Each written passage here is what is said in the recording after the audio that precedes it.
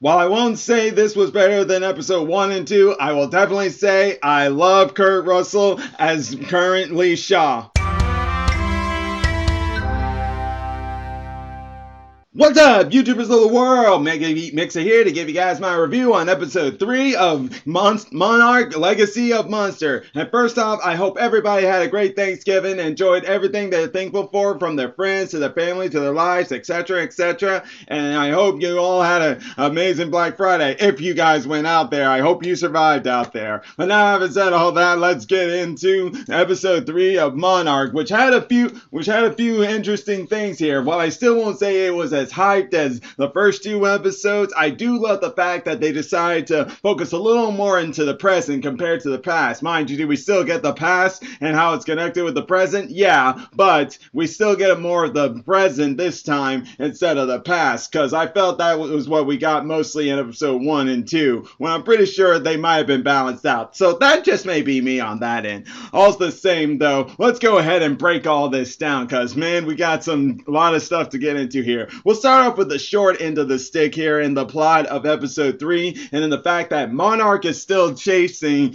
the Randa kids along with Kurt Lee Shaw now. I was about to say Kurt Russell because that's the actor there. My bad on that one. But either way though, these two got in contact with one of the Monarch bosses, and she was just about to make those two leave until they got word on where they are. And this is where we actually get into a spot where I'm thinking there's more to both these characters than meets the eye, because you got the female who can speak Japanese and seems to be a bodyguard, and she was on the phone, and while it does sound like she was being told where they are during that current time, I feel there is more to her than meets the eye. Like, could she actually be like an undercover agent for someone? Like, is it someone good, someone bad? I don't know, but we'll need to keep an eye on that there. The same goes with the guy. The guy, I'm not quite sure, but I feel like he's connected in with some of the characters of the past too. I don't know if maybe you could say, what if, because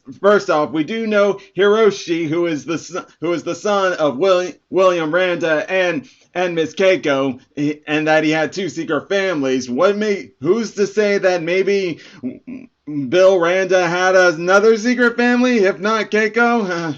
I don't know. I mean, it's almost like anything's possible right now with this one. So maybe all I just feel is this guy is connected with one of the characters of the past, and this is why he's going to such lengths to do the things he was not supposed to do and get higher authorization from. All I know is we need to keep an eye on that there. And then let's go ahead and talk about the past, where, oh yes, we got to see Godzilla! Oh boy, it was great to see Godzilla. I loved how he rose out of the water right there, and I loved how the camera shot was rolling from the back of his tail all the way up to his spines towards his head, and then there he is, right there looking at that atomic bomb, which actually sets up to how it got to that point, because at the beginning of it, here you see Lee Shaw, after 2 years after he rescued those guys from that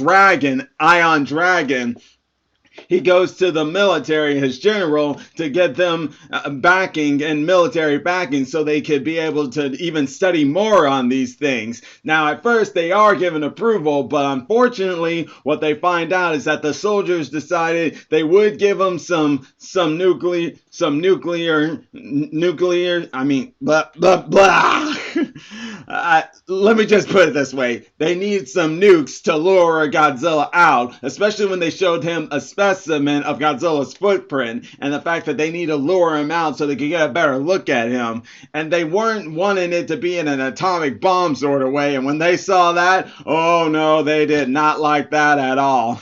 Not one bit there. And I can't say I blame Keiko for certain, because she's Japanese, and this is in 1954. Don't forget what happened all those years ago. So she knowing that they're doing this and seeing that did not make her happy. Sure, it didn't make Will Randa happy either, or Lee Shaw, who tried to get to the bottom of why they decided to go that route and not just go the route they were wanting.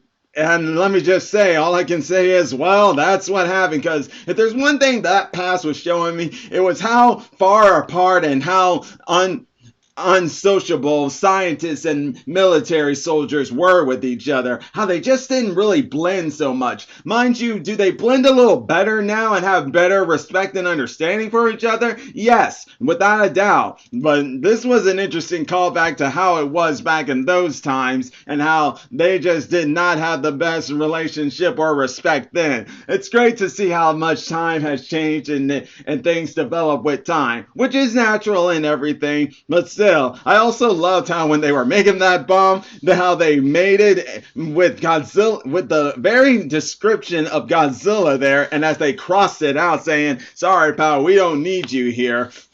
But hey, if there's one thing we can know though, is that during that entire scene when Godzilla was right there, right by that bomb, and as it was exploding, while the soldiers are happy, Randa and Keiko weren't happy, thinking they destroyed it, but oh no, he's alive. They don't know it yet, but they soon find out.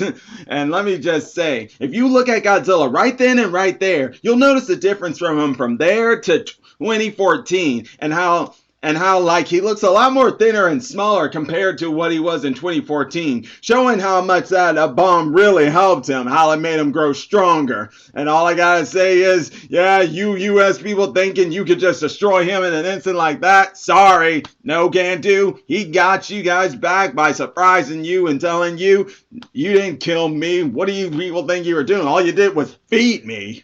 Because that's all they really did. They fed him. Either way, though, it did help end up getting the trio team the funding they need to continue on their research, and that's how things keep going, and we'll see how things keep going on from there. But now going back into the present time, let me just say, the escape scene was very funny. First you got Kurt, who been in isolation from his retirement home for so long that when they get into the car, he didn't even know how to start it. He only remembers key ignitions. He didn't know that things evolved from press the button to start the car. Oh, that was so funny. I just couldn't help but start laughing. I just cracked myself up with that. And let me just say, Kurt, was amazing throughout this entire episode. I loved almost everything he was doing there. And yeah, the whole wild car ride and him mentioning to Kate how she never drove with her grandmother. Well, unfortunately, she wasn't alive or born during that time, so not like she could know what it is. But I'm pretty sure her father might have driven like that a few times before, because Kurt even mentions that Hiroshi takes after his mother. So there's that. But something very interesting came to me when May mentioned his age and saying how he's in his 90s, and yet you look at him there and that makes you be like, is there something more there? You're 90, yet you look so healthy and stuff. Could something have happened to make you be like this? And I know this sounds strange, like I'm going way out off track into some anime territory or whatnot, but you never know when it comes to when they make these shows. They can come up with all sorts of crazy things here. All the same though, I did love how when they transitioned from the present to the past, they did it with the father and son of Kurt and Wyatt Russell in the present day, as after they escape, they go into that shot of Kurt's face as present Lee Shaw and transferring it over to younger Lee Shaw, Wyatt Russell. Man, that was just beautiful. That was amazing. This just really goes to show how, I don't know how these people behind the scenes did it, but the way they were able to get these two to play the same, to hire them and play the same characters, I can know nothing but tip my hats off to them for that. That was awesome stuff. And yeah, basically they escape from the retreat home, and then they make their way out through a boat over to Korean, where they met up with a friend of Kurt's, who at first looked like Kurt just really screwed things up for them, but nope, he didn't. He actually knew what he was doing. After all, undercover stuff, you gotta play the game to be able to convince people and then surprise them when you least expect it. And boy, did I love that line he said after his friend helped him out and them slipping away, when when he said, "Oi, little faith." Basically, I told you, a little faith. He was telling that to the trio of Ken, Taro, May, and Kate Randa, and all I can say is that line just cracked me up when he said that. "Oi, little faith." Oh, Kurt, you're the best, man. You're the best.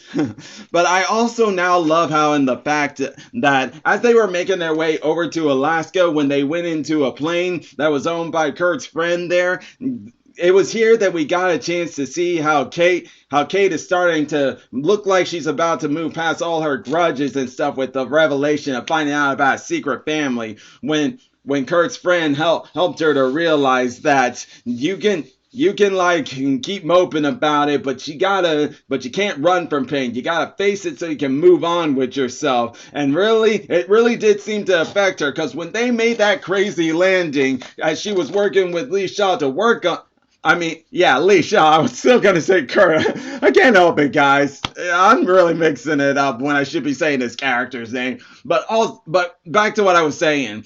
Kate working with Lee to make that crazy landing, and after she made it, moment pause of shock until she giggled her head off and just being like, "That was awesome." I don't know if that was awesome. She's saying that was giggling awesome in a scary way or in a crazy fun way. All I know is it was great to see her actually smile for once like that, considering how in episode 1 and 2, all she was doing was showing anger, confusion, and pittiness and all that stuff, and rudeness and everything. It was nice to see that side of her. Just it was nice to see that when they made that landing and found the crash site of where Hiroshi's plane was supposedly crashed, they luckily didn't find his body. Instead, they found a tent where they found evidence that he's still alive, and that gave us a first shot of Kentaro and Kate coming together as brother and sister as they shared a moment knowing that their father's alive. Now, does this mean they're going to be acting that like brother and sister going forward? No, it's still going to take some time, but this is a good start right here.